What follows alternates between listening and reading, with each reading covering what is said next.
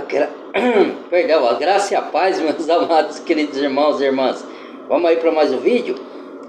Hoje eu vou fazer vídeo de novo, né? Porque, como eu falei no outro vídeo, Deus falou para insistir muito nesses vídeos aí. Pode ser que vocês não queiram ver, mas aí é uma escolha de vocês. Já disse que o meu canal não é uma imposição, né? Mas para quem quiser não ser enganado, eu vou falar da verdadeira igreja, né? E da falsa igreja, né? Que vai ser o comentário. Vou embasar aqui o meu vídeo, né? Do colega aqui. E falando pra vocês, agora se vocês perceberem que não tá tendo mais comercial nos meus vídeos, é que eu fiz o plano pra tirar os anúncios, né? Graças a Deus que eu não aguentava mais aqueles anúncios. Antigamente o YouTube, ele tinha o espaço de anúncio, de comercial, curto. Aí depois a política do YouTube mudou e os comerciais ficou muito longo. E é ruim para quem grava vídeo, né, ter isso daí, né? Então graças a Deus eu consegui aí fazer o plano que não tem comercial. E aí o vídeo vai direto, segue, né? Tá bom? Então vamos lá pro vídeo. Aí é bom que não tem interrupção, né, irmãos? Aí flui o assunto, não tira a concentração do assunto, né? O raciocínio, né? Vamos lá, vamos ver se é isso mesmo.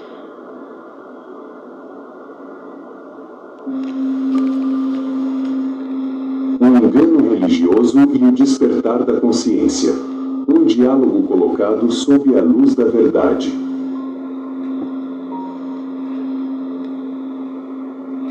Você já parou para pensar na quantidade de vezes que foi enganado? Não me refiro aos pequenos golpes do cotidiano, como aquele vendedor de mercado que arredonda os preços ou o colega que lhe passa uma informação falsa. Estou falando de algo muito maior, mais profundo, mais insidioso. Estou falando daqueles sistemas religiosos que se escondem sob o manto sagrado da fé, mas cujas mãos estão sujas com o sangue dos inocentes, manipulados por discursos distorcidos, versículos arrancados do contexto e promessas vazias feitas em troca de dinheiro, poder e prestígio. Quer saber onde está escrito? No Evangelho do Apóstolo Mateus, capítulo 7, versículo 15, Jesus nos alerta quando diz: acautelai-vos dos falsos profetas, que vêm até vós vestidos como ovelhas, mas interiormente são lobos devoradores. Há alguma semelhança nos sistemas religiosos evangélicos aqui? Pois, eu também vejo. Então, vamos conversar sobre isso?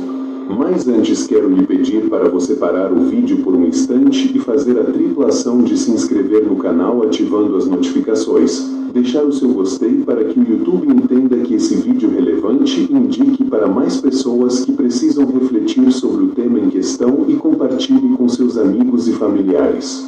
Essas ações fazem o diferencial tanto para o canal, quanto para as pessoas que estão à procura de Cristo Jesus.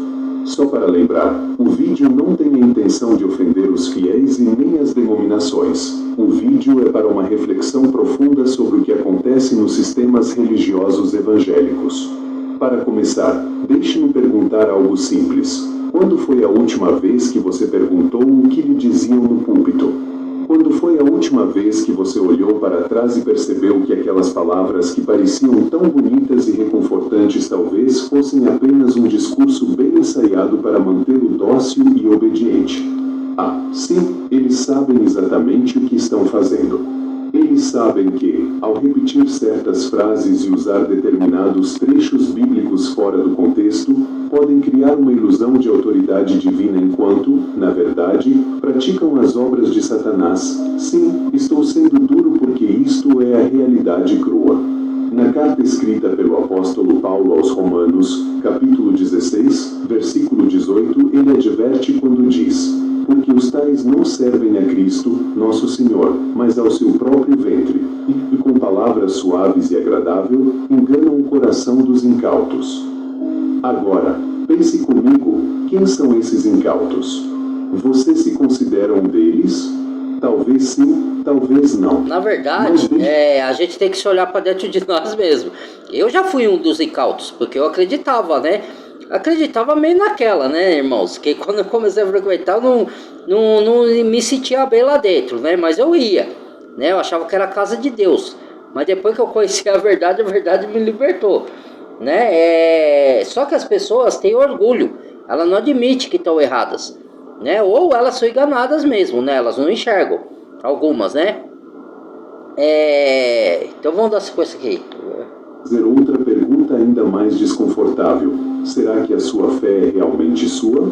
Ou ela foi moldada, lapidada e entregue a você prontinha, embrulhada em pacotes bonitos de rituais, doutrinas e regras humanas?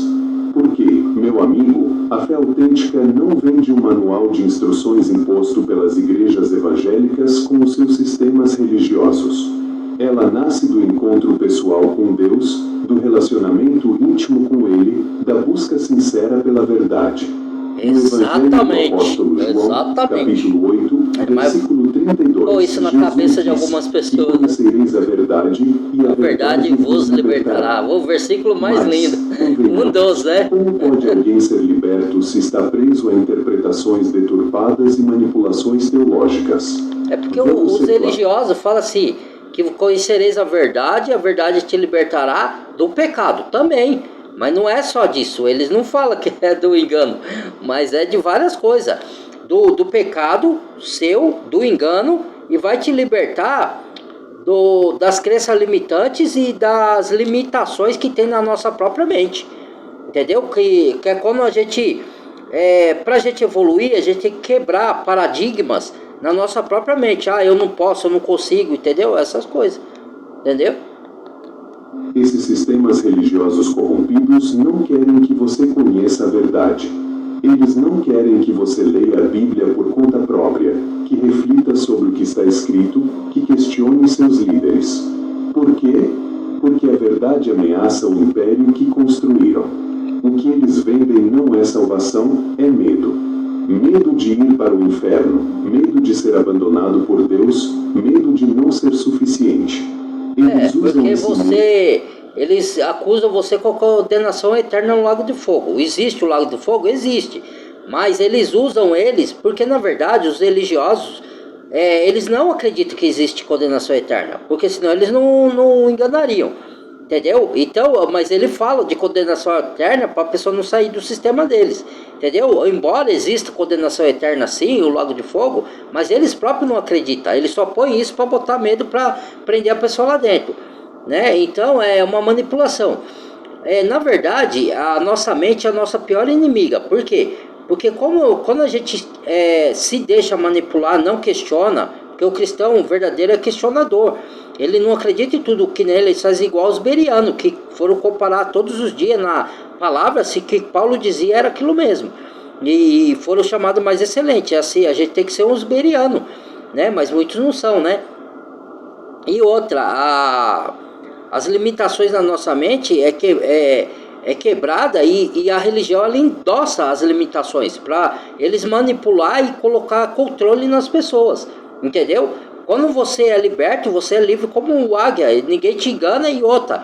E aí depois, qual que é o que você vai lutar? Quebrando os enganos da religiosidade. Aí você vai lutar com as suas limitações mentais, que é a mais difícil, entendeu? Porque a nossa sociedade nos criou assim, né? Você não tem condições, você não pode por causa disso, por causa daquilo outro, e a gente acredita nisso, né? E a gente não evolui, não cresce. Algumas pessoas, não estou generalizando, tá? Porque muitas conseguem quebrar esses paradigmas na mente e vencer, e evoluir, né? Controlar, manipular, para sugar cada centavo do seu bolso e cada grama da sua dignidade. Na carta escrita pelo apóstolo Pedro, capítulo 2, versículo 3, está escrito assim: E por avareza farão de vós negócios com palavras fingidas. Avareza, fingimento, parece familiar. Segundo Pedro está escrito isso. Há mais. Farão negócio de vós com palavras fingidas. Algum líder dizer algo como: Deus só abençoa aqueles que dão ofertas generosas. Ou diz: se você não contribuir financeiramente, Deus não vai atender suas orações? Esses discursos não são apenas errados, eles são blasfemos. Eles transformam Deus em um comerciante interesseiro, como se ele precisasse de dinheiro para operar maravilhas, para lhe conceder a vida eterna. No livro de Malaquias, É igual a vida, igual o tempo de Lutero, né? Que Lutero a ideia de Lutero fundar, porque a pessoa confunde o que é protestantismo. Protestantismo, irmãos e irmãs, nunca significou denominações religiosas. Protestantismo é como você, o governo tá aí no cargo, faz coisa que você não concorda, você vai lá com uma placa protestar contra o governo, não é? É isso que Martinho Lutero fez, protestar contra a Igreja Católica. Daí foram criando, vieram os puritanos, vieram muitos lá e começaram a construir templos religiosos, porque como tinha lá atrás o templo, na época de Salomão, de Davi, e depois Jesus profetizou que o templo de Jerusalém ia ser destruído, e foi, e daí para frente Jesus falou que os verdadeiros adoradores iam adorar o Pai, Espírito e Verdade, não num lugar físico, entendeu? Não que você não pudesse estar num lugar físico, mas isso não era obrigatório. A verdadeira adoração não estava atrelado a um lugar físico, mas estava em sinceridade de coração, entendeu? Então, aí quando a Igreja Católica começou a vender indulgência e prática de obras para a salvação, Martinho Lutero se aprofundou, descobriu que a salvação é por graça, favor imerecido, só pela fé na obra que Cristo fez, e trouxe isso à tona, e se rebelou com a Igreja Católica, entendeu? Aí ele fundou o protestantismo.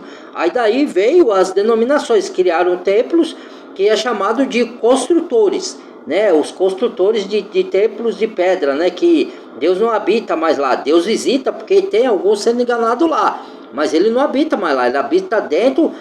Paulo falou em Coríntios, o templo não entristeçais, não é coisa, não destruir o templo de Deus.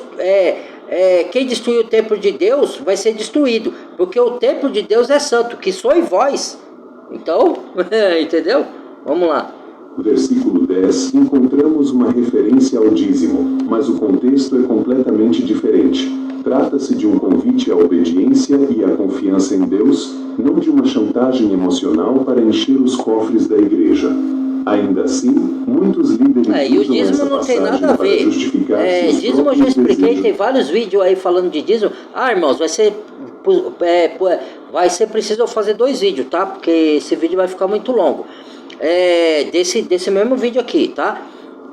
Que acontece? Os dízimos era hortelã, hortaliça, outra coisa, animais no Antigo Testamento, não tinha nada a ver com dinheiro, tá? E para quem disse que não existia dinheiro naquela época é mentira, tá na Bíblia que existia assim. Pode ir lá procurar lá em Deuteronômimos, no livro de Deuteronômio, tá tudo lá. São fraudulentos, né? Esses caras que mentem descaradamente.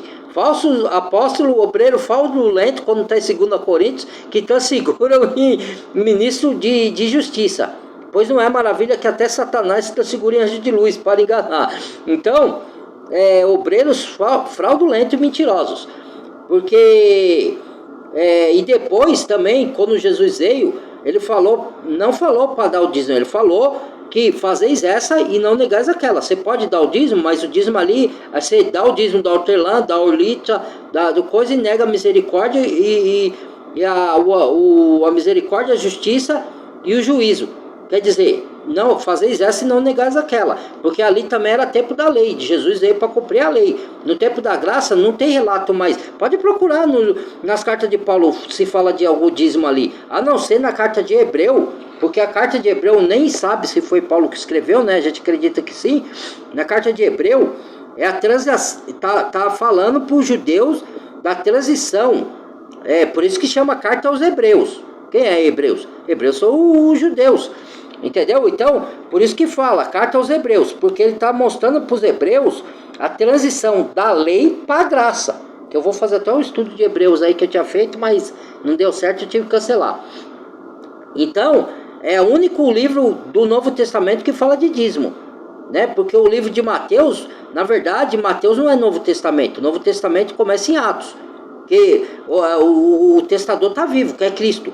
Então o Novo Testamento só começa e é aberto quando morre o testador, entendeu? Então a igreja foi formada de quando? E para quem aí sabe, que tem muitos religiosos que negam, só porque está na Bíblia, foi traduzido na Bíblia, na Bíblia nossa aqui como o Novo Testamento começado em Mateus, irmãos. Mas eles erraram nisso daí.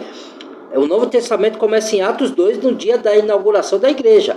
Que Jesus já tinha ressuscitado, ele morreu, aí veio a nova aliança, entendeu? Então, Mateus e os evangélicos era como se fosse a carta aos Hebreus. Era Jesus indo para cumprir a lei e fazendo a transição da lei para a graça, entendeu? E muitos não entendem isso daí até hoje. Isso é obra de Deus ou de Satanás? Pense nisso.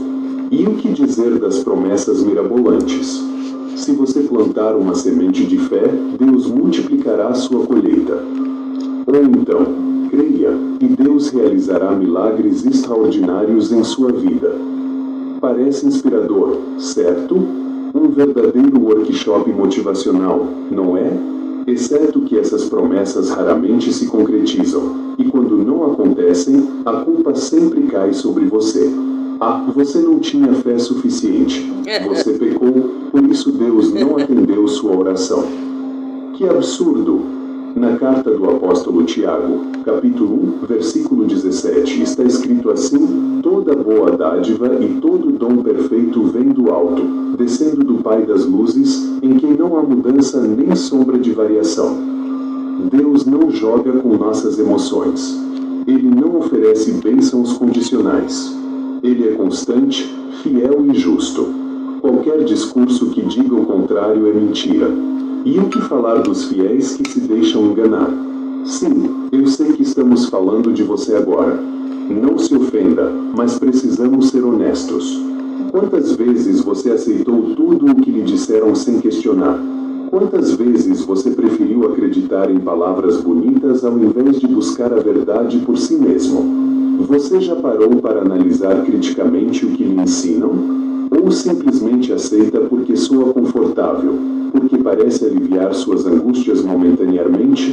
No livro de Atos dos Apóstolos, capítulo 17, versículo 11, lemos sobre os bereanos, que de bom grado receberam a palavra, examinando as Escrituras todos os dias para ver se as coisas eram assim. Eles buscavam confirmar o que lhes era ensinado.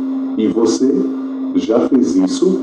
Muitas pessoas já me relataram que saíram dos sistemas religiosos evangélicos, ou seja, das igrejas, porque se aprofundaram por si só em escrituras sagradas e compreenderam a desconexão entre o evangelho genuíno com o evangelho manipulador profetizado nas igrejas.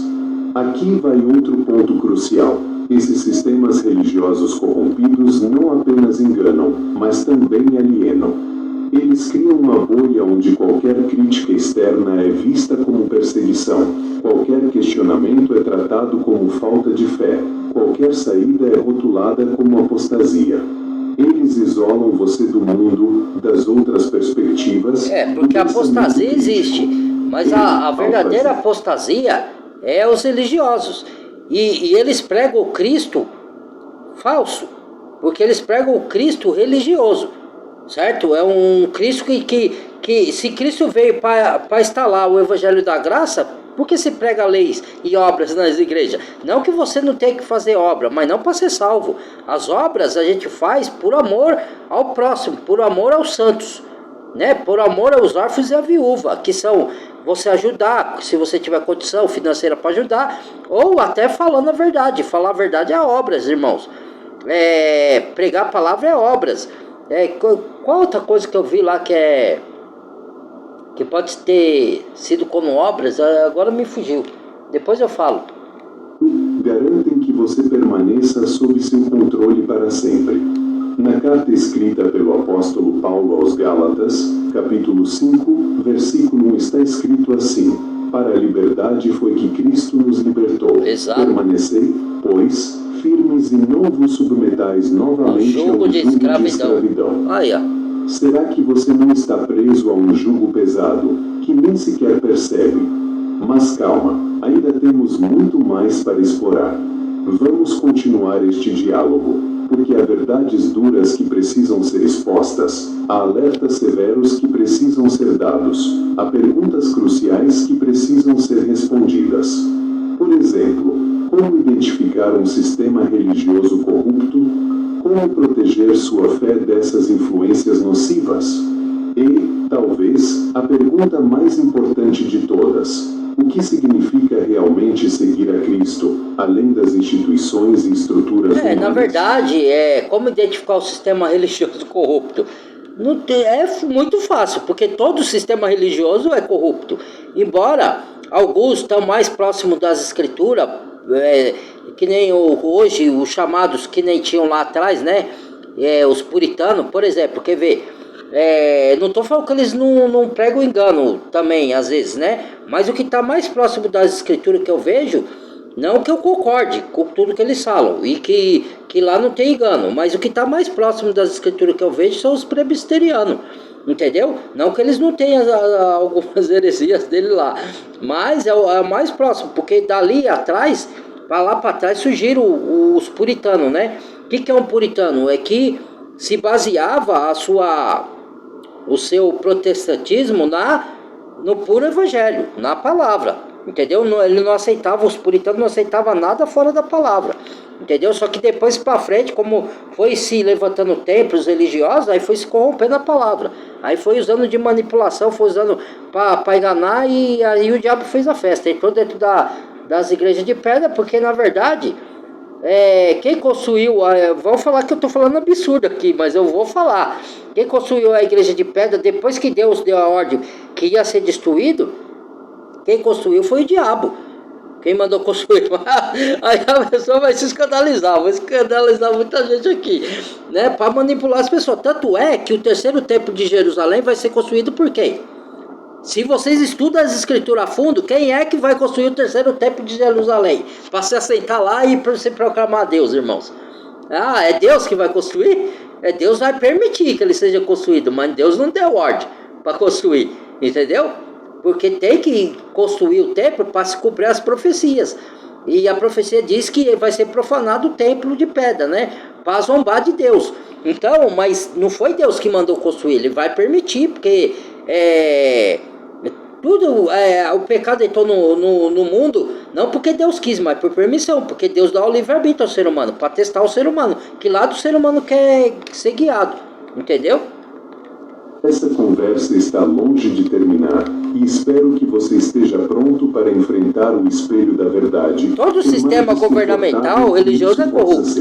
Não tem Afinal, nenhum perfeito. A verdade Só não o reinado para de os Jesus fracos. Cristo que é perfeito. Ela é para os corajosos, para aqueles que estão dispostos a abrir mão das ilusões e encarar a realidade. Se você conhece pessoas corajosas que estejam dispostas a encarar essa realidade, então compartilhe com eles este vídeo. Façam eles refletirem. Então, vamos continuar.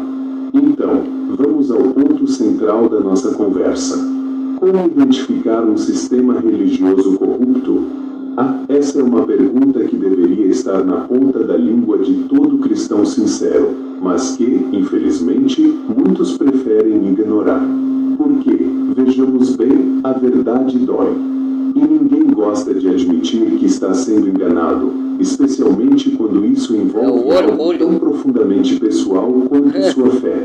Mas eu insisto, como reconhecer esses lobos disfarçados de pastores, essas serpentes escondidas sob véus de santidade? Vou lhe dar algumas pistas claras, e você vai ver que elas são inconfundíveis. O primeiro sinal é a centralização do poder nas mãos de poucos indivíduos. Sim, aquele líder carismático que parece ter todas as respostas, que nunca erra, que nunca se contradiz. Ele é o centro das atenções, o foco de toda adoração, literalmente falando. No Evangelho do vocês têm que entender, que é o que eu falo, as escrituras, elas se conectam um livro com o outro. Então ele falou assim, aquele líder carismático, o anticristo vai ser o líder carismático que vai vir. Só que a pessoa se concentra no único homem líder mundial que vai surgir lá no final dos tempos, que é chamado de anticristo, certo? Só que as pessoas não se atentam, ela não pode olhar só para essa figura que ainda vai vir, ela tem que olhar pelo que está acontecendo hoje, à volta dela, e o que aconteceu lá atrás. Quem lê a carta do apóstolo João, não estou dizendo evangelho, tá? Lá está escrito o quê? que o espírito já do anticristo já estava no mundo desde aquela época. Entendeu? E quer dizer que vai ter várias pessoas, não importa se ela tem dinheiro, se é pobre, se é rico, todo aquele que é contrário o que está escrito na Bíblia, irmãos e irmãs, é anticristo. Então, ó, aí ele está falando de líder carismático. O anticristo o líder mundial vai vir como um líder carismático. A Bíblia dá esse respaldo. Então, esses líderes carismáticos aí que você vê com a aparência de santo, ele já tem o espírito do anticristo, já está na cara, já está anunciando. Só que a religiosidade, tudo ensinar as pessoas desde pequenininho, colou na mente das pessoas. Então não deixa a pessoa enxergar a verdade. Entendeu? E por isso que Cristo falou: conhecereis a verdade o libertará. Não é só conhecer, de você ler a Bíblia, de você absorver o que está lá, deixar penetrar na sua alma, na sua mente, e ir para a palavra de Deus sem preconceito, sem você querer rejeitar. Entendeu?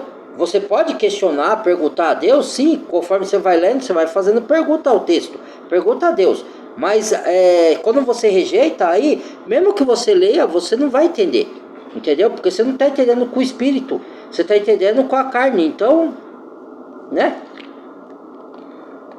Capítulo 23, versículo 10. Jesus nos ensina quando diz: nem vos chameis mestres, porque um só é o vosso mestre, Cristo.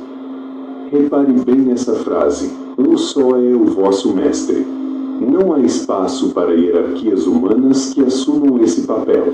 Quando você vê alguém colocando a si mesmo acima dos outros, exigindo obediência cega e veneração desmedida, saiba que algo está muito errado. Isso não é obra de Deus. É um orgulho humano elevado à categoria de divindade. O segundo sinal é a exploração financeira descarada. Aquela igreja ou grupo que vive cobrando ofertas, dizendo que seu dinheiro abrirá portas no céu ou que as suas contribuições garantirão bênçãos especiais. Na carta escrita pelo apóstolo Paulo aos Coríntios, capítulo 9, versículo 18, ele afirma claramente quando diz: pregai o evangelho sem nada esperar em troca. Exatamente. Entende? Sem nada esperar em troca. Mas o que vemos hoje? Líderes por quê? Porque os líderes, ele usa partes, trechos da Bíblia fora de contexto, que está lá na Bíblia, mas ele distorce para falar que o obreiro é digno do seu salário. E a pessoa não entende o significado daquela palavra que Paulo está dizendo ali. Então, no mesmo tempo que Paulo fala não esperar nada em troca, aí os religiosos pegam aquela parte lá: o obreiro é digno do seu salário, está escrito. Tá escrito aqui, irmão, na palavra. Tá escrito, ó. Aí, porque eles interpretam, distorcem a palavra e colocam na mente da pessoa. Você tem que saber o que significa aquilo. Você tem que ler o contexto, porque ele está falando. Porque lá, os apóstolos vendiam suas herdades no tempo de Atos e dividiam com outros. E Paulo está falando que ele tinha tanto direito de usufruir das bênçãos financeiras que estavam ali, tanto dos alimentos, como os outros apóstolos, e estavam negando para Paulo. E Paulo falou: eu trabalho em prol do evangelho e eu não tenho direito de usufruir das bênçãos recorrentes aos evangelhos. O obreiro é digno do seu salário. Seu trabalho aqui não está falando de salário fixo, ele está falando das comidas e do dinheiro, porque ele ia levar dinheiro para atender outras comunidades cristãs em outra cidade, que ele ia de cidade em cidade pregar o evangelho, e para sustentar, para ele comer no caminho. É isso que Paulo estava se referindo. E aí as religiões distorcem na mente da pessoa, e a pessoa, porque você veja, por isso que Coríntios fala, 1 Coríntios fala que não são muito sábios na carne que Deus chama, não são nobres, não são poderosos. Deus escolhe as coisas loucas desse mundo para confundir a que se acha que são. Muitos que vão na igreja são sábios com a sabedoria do mundo, estudaram, foram para a escola, faculdade, alguns têm profissão que exige muita sabedoria humana, mas a sabedoria espiritual, só ela revela o engano. Você não pode enxergar o engano com a sabedoria do mundo, entendeu? A sabedoria do mundo, ela vai servir para este mundo, para as coisas desse mundo. Mas para coisa espiritual ela não serve. Você tem que saber entregar a vida para Jesus e buscar aqui, e pedir a sabedoria de Deus. Senhor, me dê da sua sabedoria espiritual, me desarregue da minha intelecto humano carnal, da minha sabedoria humana. Eu preciso de ti para me dar entendimento. Abre os meus olhos espirituais. Pronto. Se você tiver sinceridade de coração, aí ninguém te engana. Agora, se você que tiver a intenção de estudar a Bíblia para interpretar do seu jeito, aí você não vai ter mesmo a sabedoria espiritual. Luxuosas, viajam em jatinhos particulares e ostentam riquezas. Tudo à custa dos seus fiéis passam necessidades. Será que esse é o modelo de liderança que Cristo exemplificou? Claro que não. Sim, e um só ser chamado o vosso mestre, que nem ele falou ali. É igual pastor. Eu sou o bom pastor, Jesus falou. Entendeu? Mas lá em Efésios está dito um para pastores, um dom para profetas, sim. Mas esses dons, você não se orgulha deles. Você não fica... a pessoa que é pastor, Davi, você já viu Davi falando, eu sou pastor? Antes dele ser rei. Porque depois ele foi denominado rei. Ele foi ungido rei, mas antes de até chegar ao trono, ele era pastor de ovelha. Pastor é guia. Quem aponta você para Cristo? Hoje, Cristo está na palavra. Qualquer que te aponta para a palavra e te dá um norte, te dá um ensinamento prévio ali, depois você vai com suas pernas, você vai andar sozinho. Você vai estudar e beber direto da água da fonte da vida e o Cristo vai te orientar aqui. Cristo está na palavra, ele é o espírito da sabedoria, de revelação e a palavra de vida. Então, irmãos e irmãs, pastor é um guia, presbítero é um zelador que zela pela reunião onde quer que ela esteja, que vê se não está faltando ninguém com dificuldade no seu vida cotidiana, está precisando de oferta para dar alimento, alguns desempregados. Isso que é um líder, entendeu? E as pessoas, os religiosos jogam isso para um cargo denominacional e engana as pessoas, e as pessoas acreditam, porque ele pega o que está escrito lá e realmente está escrito, Cristo deu um para profeta, um para apóstolo, um para pastor, um para doutor, um para mestre, querendo edificar o corpo de Cristo. Mas você tem que entender na Bíblia o significado de mestre, de pastor, de presbítero, de dom, desses dons. Qual é o significado? Não tem a ver com um líder de uma denominação. Tem a ver com serviços prestados, com amor. Entendeu? É um dom. E você que é pastor, você não vai ficar falando, se gloriando, eu sou pastor. Eu sou pastor. Quando você vê alguém falando isso, já corre, porque a pessoa está se exaltando a si mesmo. Como ela quer te dizer o que você tem que fazer da sua vida, como você tem que se vestir, ela quer ter controle sobre sua vida. Então ela te domina, se denomina como seu pastor. Mas que Jesus falou, ninguém chameis mestre. Você pode, Deus te dá o dom de mestre, mas você não vai ficar falando, eu sou mestre, eu sou isso, eu ensino, eu sou... Porque você já está se gloriando. Quando você vê uma pessoa que não se vangloria, ela é humilde. Então, ela é o correto pastor, entendeu? Mas as pessoas não entendem assim, né? Porque colocaram na mente dela desde pequeno de uma maneira religiosa. Pobre, andava descalço, dormia ao relento e dependia da generosidade alheia para comer. No Evangelho do Apóstolo Mateus, capítulo 8, versículo 20, Jesus mesmo diz: as raposas têm covis e as aves do céu têm ninhos, mas o Filho do Homem não tem onde reclinar a cabeça. Então, me diga, qual é e onde está esse padrão bíblico de prosperidade que esses falsos profetas estão seguindo? O terceiro sinal é a distorção deliberada das Escrituras. Esses líderes pegam versículos isolados, fora de contexto, e os usam para justificar suas agendas egoístas. Eles transformam a Bíblia em um manual de autopromoção, manipulação e controle. Já ouviu alguém dizer assim: se você crer de verdade, Deus vai curar qualquer doença? Ou então, Deus só abençoa pessoas que demonstram fé através de grandes ofertas? Isso é heresia pura. Na carta escrita pelo apóstolo Tiago, capítulo 1, versículo 6, está escrito assim: peça, porém, com fé, em nada duvidando, pois aquele que duvida é semelhante à onda do mar, impelida e agitada pelo vento. Note que o texto fala sobre pedir com fé, mas não vincula a fé a condições materiais ou recompensas financeiras. A fé genuína não é uma transação comercial. Ela é confiança absoluta em Deus, independentemente das circunstâncias. Exatamente. O quarto sinal é o isolamento e medo. Esses sistemas corrompidos criam uma bolha ideológica onde qualquer crítica externa é demonizada, qualquer questionamento interno é silenciado e qualquer tentativa de saída é tratada como traição. Eles colocam medo nas mentes dos fiéis, fazendo-os acreditar que abandonar a instituição equivale a abandonar Deus. Quantas vezes você já ouviu frases como: psicológico. se você sair desta igreja, Deus vai te castigar. Ou então, você está dando lugar ao diabo. Isso é manipulação psicológica pura. O lugar diabo quem dá é eles que estão levando o engano. Versículo 15, encontramos uma palavra libertadora, dita pelo apóstolo Paulo assim: porque não recebestes o espírito de escravidão para outra vez estardes em temor, mas recebestes o espírito de adoção de filhos. Deus não quer que vivamos no medo. Ele nos chamou para a liberdade, para o amor, para uma relação baseada na confiança. Mas que fique claro, na mesma carta está falando assim, ó, Deus nos chamou para a liberdade.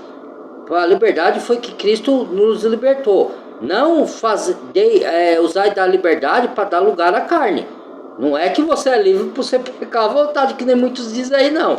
É o que eu falo, de você ter equilíbrio. Não é nem 8 nem 80.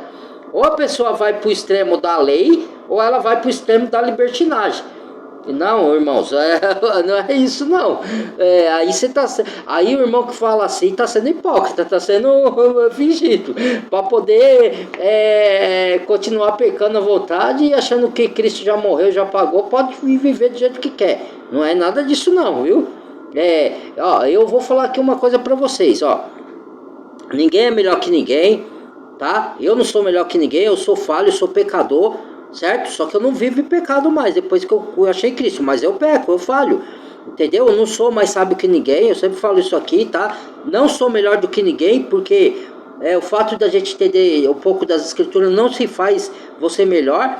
O que faz você, uma pessoa, competir com você mesmo, se tornar uma versão melhor de você mesmo a cada dia, é o amor e os frutos do Espírito que habita em você. Tá bom? Não adianta, porque os falsos profetas também conhecem a Bíblia de Gênesis e Apocalipse, o diabo também conhece, e no fim, né?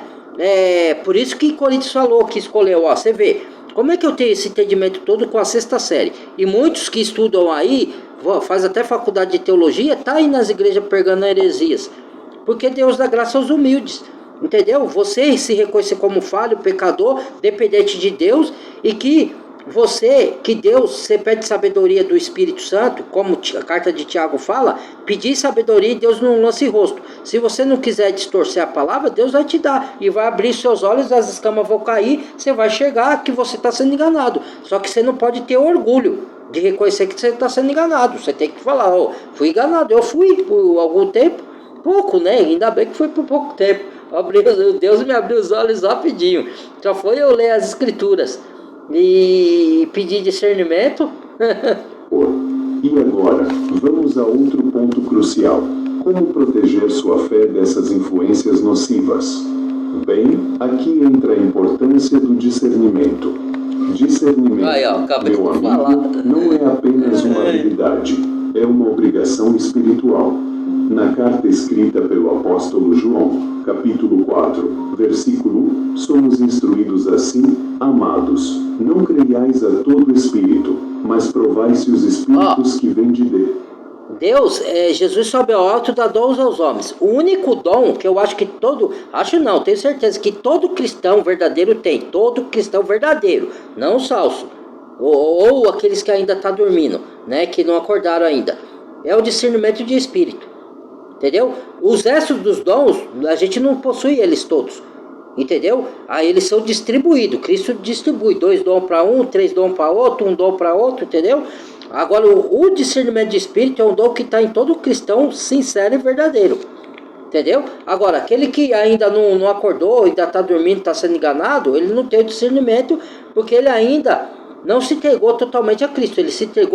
Ele confessou Cristo de boca e se entregou à religião. É uma coisa. Você se entregar à religião é uma coisa. Se você pegar única e suficientemente a Cristo, é outra totalmente diferente.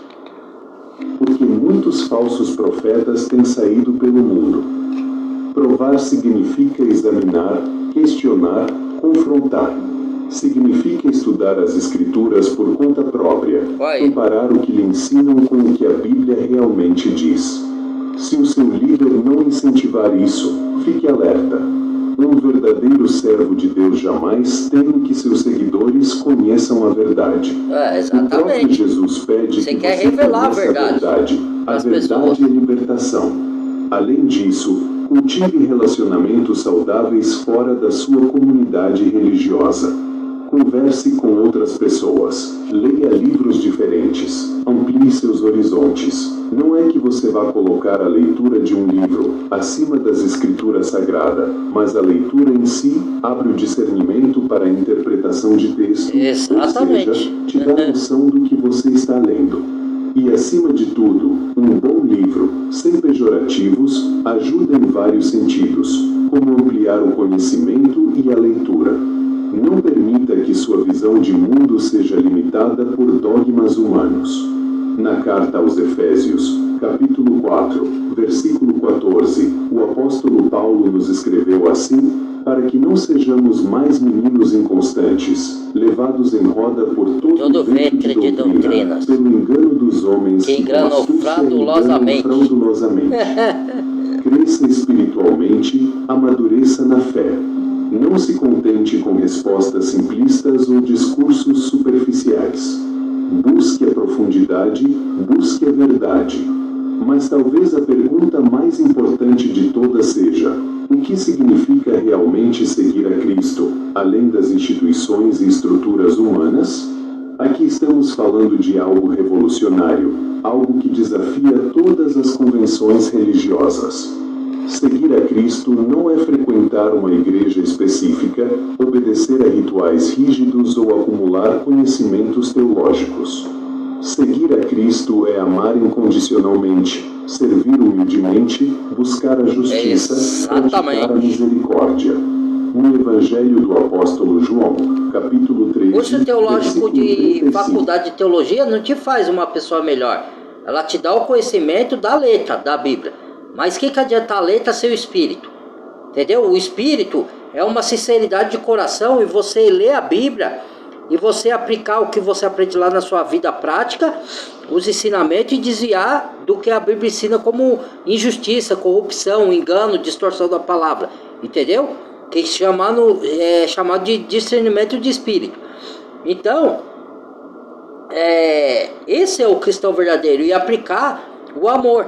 Que junto com o amor vem vários outros requisitos fruto do Espírito, né? Justiça, benignidade, caridade, bondade, domínio próprio, mansidão, entendeu? Tudo isso aí. Jesus disse assim: nisto todos conhecerão que sois meus discípulos, se vos amardes uns aos outros. Amor, não legalismo. Compaixão, não condenação. Amor não é um sentimento fingido de araque. E aqui está o entendeu? Amor paradoxo. Muitos que se dizem cristãos, é falar a verdade para a pessoa, é servir as pessoas sinceramente nas dificuldades delas. Essa mensagem simples e poderosa. Esse é o amor de Deus. Eles pregam o evangelho com palavras, mas suas ações são gritantes. Olha lá. Se tivesse amor pelas almas, não enganaria as almas, concorda? Fazem o oposto. Eles constroem impérios em nome de Deus, mas suas fundações são feitas de hipocrisia e ganância. No Evangelho do Apóstolo Mateus, capítulo 23, versículo 27, Jesus denuncia duramente os fariseus, dizendo: ai de vós, escribas e fariseus, hipócritas! Pois que sois semelhantes aos sepulcros caiados, que por fora realmente parecem formosos, mas interiormente estão cheios de ossos de mortos e de toda imundícia. Que mensagem poderosa! Pense bem, quão fácil é para nós, hoje, cairmos no mesmo erro. Continuemos este diálogo, porque ainda há muito mais a ser explorado. Como escapar dessas armadilhas? Como restaurar a pureza da fé em meio a tantas distorções? E, principalmente, como viver uma vida autenticamente cristã. Vou parar por aqui, irmãos. Vou dar sequência ao segundo vídeo desse aqui, tá? Que eu falei que ia fazer, você precisa de segundos, senão vai ficar muito grande e as pessoas não vão ver, né? Ninguém quer ver vídeo grande demais, tá bom? Então, deixa o like, badala o sininho de todas, compartilha o vídeo e bem-vindo aos novos inscritos. Vê aí se vocês não verifique a sua inscrição aí, porque o YouTube às vezes desinscreve, então se inscreva de novo, tá? E até o próximo vídeo. Deus abençoe a vocês todos aí. Amo todos vocês em Cristo Jesus.